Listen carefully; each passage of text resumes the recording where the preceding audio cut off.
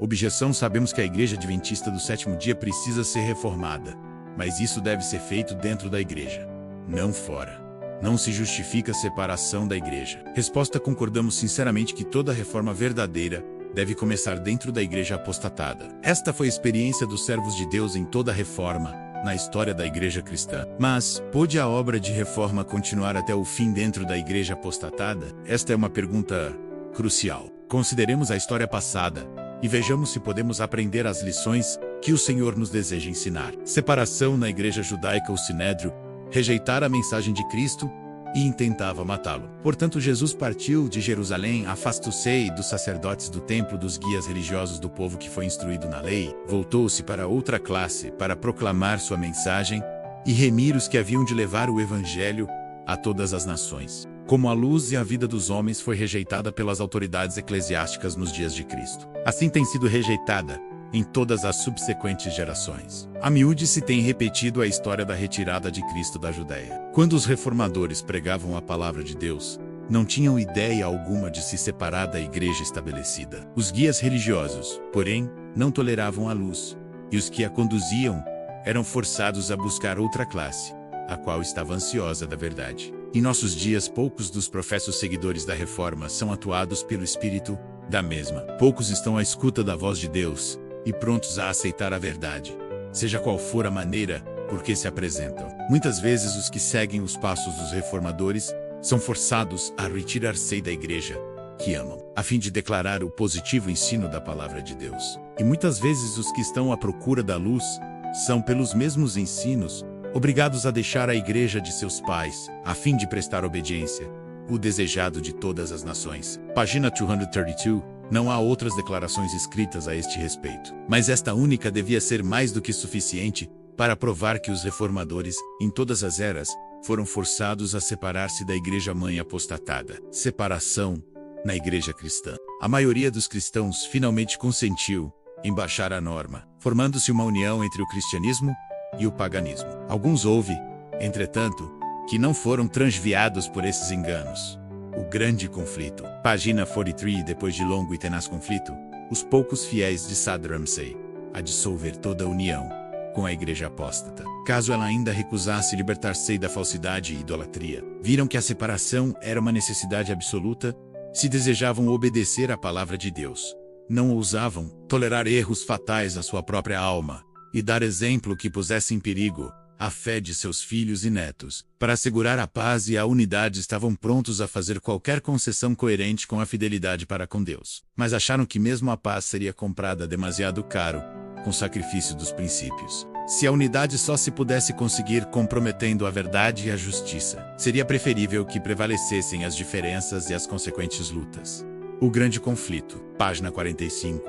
Separação no tempos valdenses. Durante séculos, as igrejas do Piemonte mantiveram-se independentes, mas afinal, chegou o tempo em que Roma insistiu em submetê-las. Depois de lutas inúteis contra a tirania, os dirigentes dessas igrejas reconheceram relutantemente a supremacia do poder a que o mundo todo parecia render homenagem. Alguns houve, entretanto, que se recusaram em ceder à autoridade do Papa ou do prelado. Estavam decididos a manter sua fidelidade a Deus e preservar a pureza e simplicidade de fé.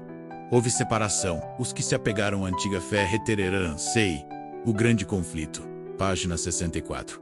Separação na Igreja Católica. Os romanistas têm persistido em acusar os protestantes de heresias e voluntária separação da verdadeira Igreja. Semelhantes acusações, porém, aplicam-se antes a eles próprios. São eles que depuseram a bandeira de Cristo e se afastaram da fé que uma vez foi dada aos santos. Judas 3.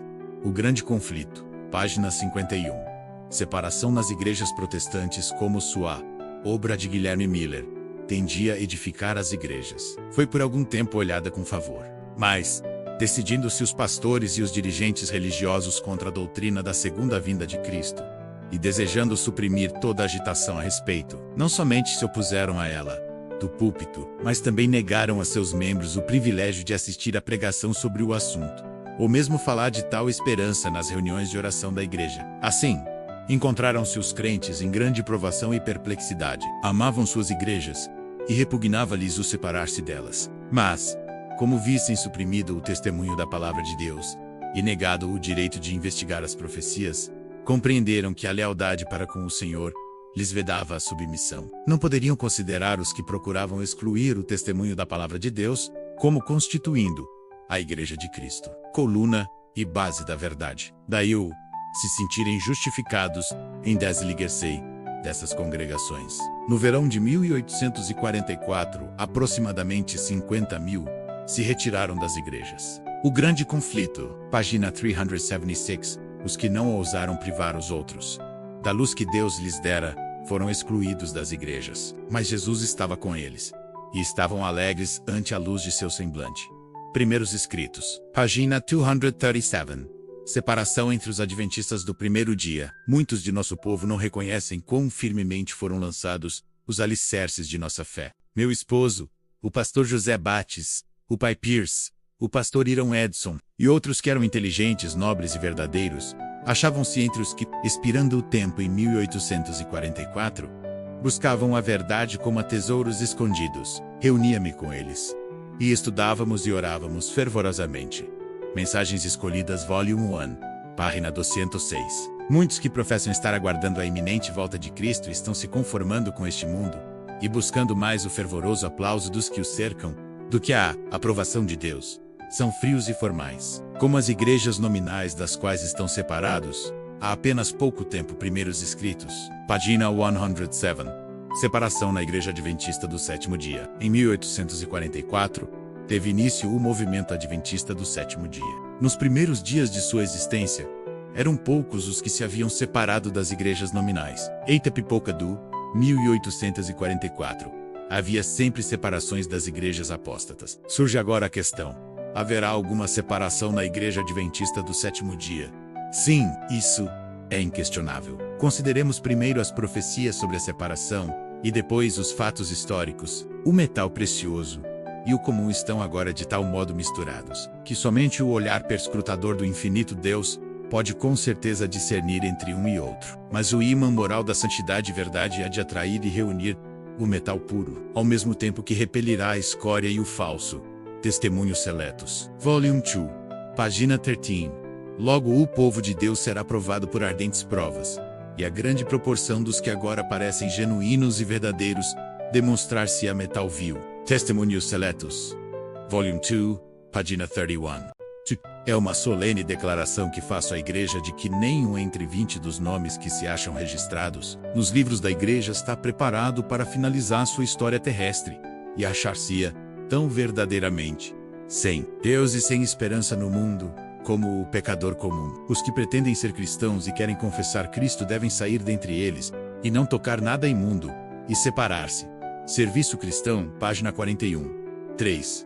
Vi alguns, com forte fé e clamores agonizantes, a lutar com Deus. Alguns, vi eu, não participavam dessa agonia e lutas. Vi anjos de Deus apressaram-se para assistir todos os que lutavam com suas forças, todas a fim de resistir aos anjos maus, e procuravam auxílio, clamando a Deus com insistência. Os anjos de Deus, porém, abandonavam os que não faziam esforços para conseguir auxílio, e eu os perdia de vista. Perguntei a significação da sacudidura que ouvira, e foi-me mostrado que era determinada pelo testemunho direto, contido no conselho da testemunha verdadeira, a Igreja de Laodiceia. Isto produzirá efeito no coração daquele que o receber, e o levará a empunhar o estandarte e propagar a verdade direta. Alguns não suportarão esse testemunho direto, levantar-se-ão contra ele, e isto é o que determinará a sacudidura entre o povo de Deus.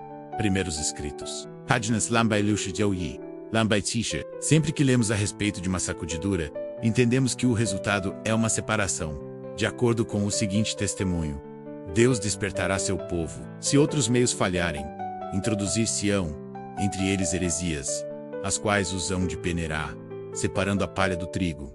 Obreiros evangélicos. Páginas 298 e 299. Ao aproximar-se a tempestade, uma classe numerosa, que tem professado fé na mensagem do terceiro anjo, mas não tem sido santificada pela obediência à verdade, abandona sua posição, passando para as fileiras do adversário. Tornam-se os piores inimigos de seus antigos irmãos. O grande conflito. Página 685. Ao se adensarem provas sobre nós, haverá em nossas fileiras tanto separação como união. Alguns que agora estão prontos a portar armas de guerra manifestarão, em ocasiões de real perigo, que não edificaram sobre a rocha. Irão ceder à tentação. Os que receberam grande luz e preciosos privilégios, mas não os aproveitaram, sairão de nós, sob um pretexto ou outro. Não tendo recebido o amor da verdade, serão colhidos nas ilusões do inimigo. Darão ouvidos a espíritos enganadores e doutrinas de demônios, e se apartarão da fé. Testimonies, volume 6, páginas 400 e 401. Nas declarações acima, vemos 5 profecias que falam diretamente de uma separação. Consideremos que a separação veio por causa a. da apresentação da mensagem à Laodiceia, b.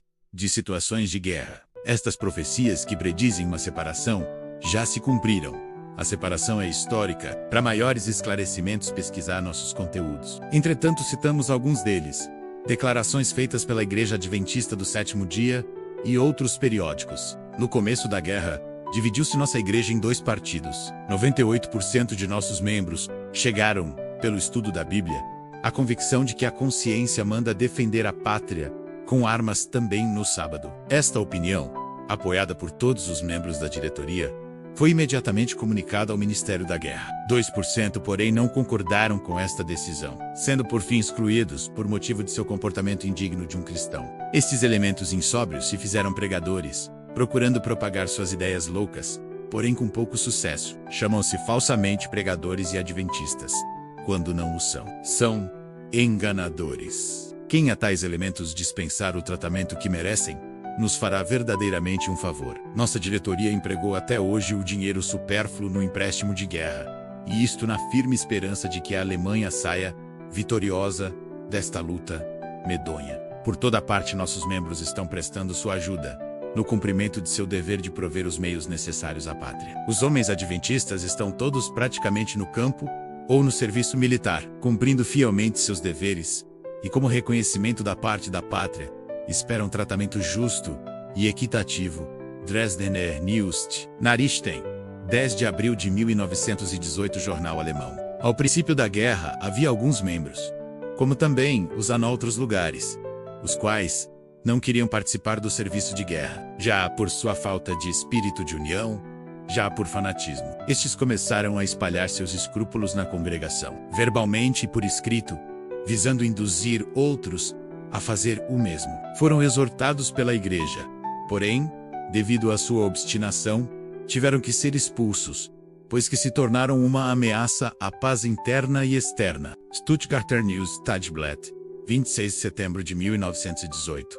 Desde o início da guerra, tem havido divisão entre o povo adventista. No decurso da guerra, a maioria queria ver os ensinos fundamentais postos de lado, por força se necessário. Os outros pediam que lhes fosse permitida a santificação do sábado, mesmo nessas ocasiões de tensão. A facção opositora finalmente excluiu da organização os seguidores dos princípios originais de sua fé. Kölnische Zeitung, 21 de setembro de 1915, Educal da Tarde, jornal alemão. Houve na Alemanha e em outros países, a ela semelhados, uma minoria de nossos membros que se recusaram a seguir a direção de Conrad e outros para a participação combatente na guerra. Assim, a minoria não combatente foi forçada a sair da igreja no país, e essa separação continuou em todos os anos da guerra. A situação europeia, circular do ancião C.H. Watson, em 1914, 2% dos membros foram excluídos da igreja Adventista do Sétimo Dia, alemã, por haverem declarado que a participação no serviço militar, e esta no sábado, não pode reconciliar-se com a doutrina adventista. Os crentes excluídos se consideraram como os verdadeiros guardiães e defensores do adventismo. Paulinis, Jornal Católico da Alemanha, de 8 de março de 1953. A Igreja Adventista do Sétimo Dia Movimento Reforma não veio à existência pela ideia de um homem ou um pequeno grupo de homens. Não existiu por causa de algum homem insatisfeito ter deixado a igreja ou decidido estabelecer seu movimento. Não estamos aqui por nossa própria escolha. Temos base profética e histórica. Toda reforma no passado começou dentro da igreja, como dissemos no início, mas nenhuma pôde continuar e completar-se dentro da igreja mãe apóstata. As reformas foram sempre realizadas fora da igreja, de onde os fiéis foram expulsos. Leiamos a obra de Deus na terra. Apresenta, século após século, uma surpreendente semelhança em todas as grandes reformas ou movimentos religiosos. Os princípios envolvidos no trato de Deus com os homens são sempre os mesmos. Os movimentos importantes do presente têm seu paralelo nos do passado, e a experiência da Igreja nos séculos antigos encerra lições de grande valor para o nosso tempo. O Grande Conflito, página 343. Quem quer que pense ser possível realizar a reforma na Igreja Adventista do Sétimo Dia, que experimente não apenas por palavras, mas pela prática dos verdadeiros princípios do Adventismo, logo poderá perceber ser impossível efetuar a reforma dentro da Igreja. O Espírito de Profecia diz: como é com a geração que surge? Estão eles convertidos a Deus? Estamos nós alerta quanto à obra que se está desenvolvendo no santuário celeste? Ou estamos à espera de algum poder impelente que venha sobre a Igreja antes de despertarmos? Temos esperança de ver toda a Igreja reavivada. Tal tempo nunca há de vir. Mensagens Escolhidas, Volume 1, página 122.